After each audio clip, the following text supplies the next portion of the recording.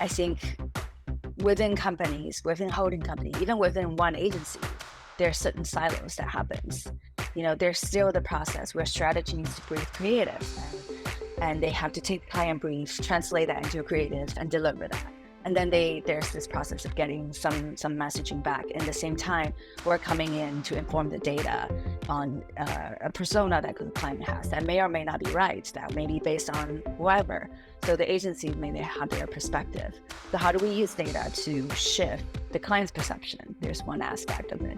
But I think back to my original point, there's, you've got all these different teams trying to busybodies work on a campaign, work on a pitch, and pulling in the stuff they need to. But again, there's a little bit of, we're so busy on the day-to-day, lifting that hat back and making sure all the pieces have that thread through, that commonality.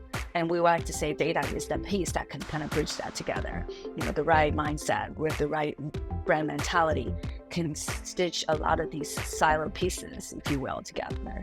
And sometimes when you're very much in the quick turnaround and day-to-day, when people work in silo, the finished product in the presentation to the client just doesn't kind of thread through.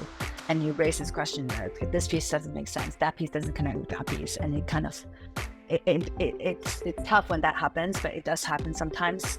And I think that's the challenge that we see from the agency side, and that often also happens, I think, coming from the vendor and partner side. That also happens when you have a big presentation that you need to deliver to a client with the agency. So you got different stakeholders trying to orchestrate some things. And do we have time to run the agency through the presentation that we have? Maybe not, because it's not completely finished. So we'll do this piece.